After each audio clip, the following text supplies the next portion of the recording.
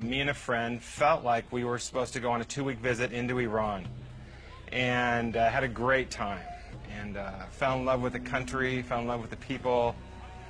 While we were leaving the country, it was crossing the border. We hand in our documents to be stamped out of the country, and we didn't get them back. And it was about 6 hours later that they finally came back to us and said, there's a problem with your documents. And the reality is that I had dealt with before I went, like, what if you have a problem? What if there could be complications being an American? Yeah, it all came to the surface. And I realized, wow, I could really have a problem like this is for real. And yeah, in my walk with the Lord and in many dangerous places, I've always seen God come through. And all of a sudden, the thought hit me, well, what if this is different? They separated me and my friend, took me into another room, and there they beat me for about 6 hours, kicking me and hitting me. After those 6 hours, they dragged me back down to the lobby where I met my friend again, who had been beaten in another room. They put us in prison clothes, and they blindfolded us again, and then they led us down this basement, and they put me into one prison cell and my friend into another one. And there I was in prison in Iran. It was out of my hands. There was nothing I could do. Either God would do a miracle or I would stay there. There was no sense of feeling God. I felt like God was far away. All I could really trust in was His character, and that His character would be true no matter what I was feeling and no matter what circumstance I was going through. They put me in a cell in isolation, had a light in one corner, and that was on 24 hours a day. It was in the winter time. There was actually snow outside, but the heater didn't work well. They only let me out of the room to be interrogated, which was once a day or sometimes not at all. And then they would lead me down this hallway and take me into the interrogation room, which was an ugly room. It had blood stains on the floor, very dark and murky. It was definitely the most terrifying part of the whole experience. The beatings would start, and it would be slapping in the face, hitting in the stomach, sometimes kicking. I struggled with faith. Was God with me? Did He love me? If God's good, why would He allow me through the situation? And I remember one day I woke up and I was done, inside. And I remember waking up that day thinking to myself, if I'm going to be here the rest of my life, why not check out? My only thought was not to stay there. And the only way not to stay there was to die. I stuck my head in the sink, I filled it up, and tied one end to a bracket, put it over my head, and then hopefully would tie the other end tight, thinking that, with my head in the water, in a few minutes I'd be gone. 4 times I tried to kill myself, but every time I tried, I was too scared to tie the other end. And I'll never forget the last time. Again I tried, again I was like, come on, do it, and again I just couldn't do it. I couldn't tie it tight. And I remember at that moment jerking my head out of the water. And if I was ever aware of my brokenness, I was aware of it at that moment. And I remember falling down on the ground, and I was broken. And if I was ever aware of my shame, I was aware of my shame at that moment.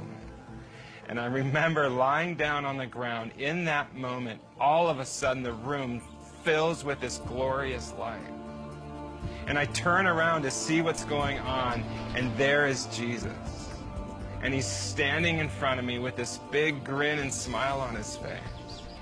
And it was at that lowest point that He met me. And He looks at me, and He stretches out His hands, and He puts them underneath me like this. And in the vision, as I see Jesus, He looks at me and says this. He says, Dan, I love you, and I promise to carry you through this time. And from that day until this day, I've never had those thoughts again. And that's who Jesus is. He meets us at our lowest, and He can rescue us from the depths of us, and He wants to give us life in the midst of the pain of life. And He meets us, and He loves us, and He wants to rescue us no matter what we're going through. God began to challenge me with His love for our enemies. And He said this, He's like, Dan, ask me what I think about this man.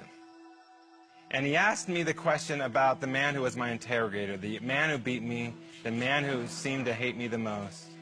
And it was a few days into it that I finally asked God, okay, yeah, what do you think of this man? And at that moment, yeah, my heart opened up and I began to see God's love for this man.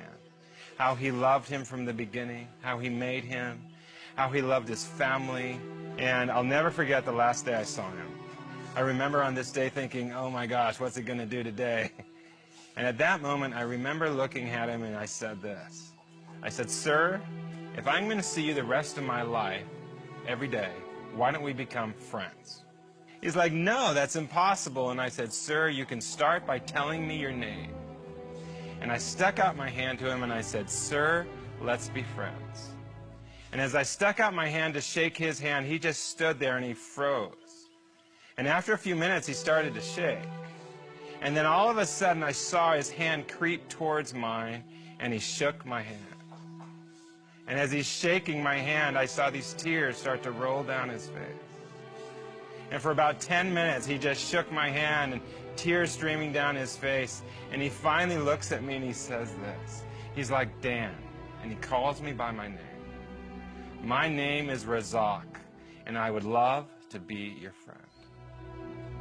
And it caused me to see that there is no heart too hard for Jesus. That he can change the hardest heart.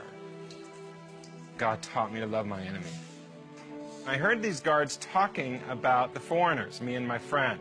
They're Christians, they follow Jesus. And another one was said, oh, these foreigners, they knew they could have problems when they came here, but they have purpose.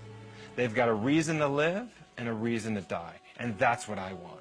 And I heard 3 of these men say, yeah, today we are going to follow Jesus. We are going to follow the way. And if that was part of the reason why God allowed me down there, yeah, so be it. And just like, yeah, those guards in prison, I long for people to know today how good Jesus is, that he can rescue us in the midst of pain, in the midst of our shame, our brokenness. He wants to meet us, and that he is good no matter what we're going through, and that he loves us.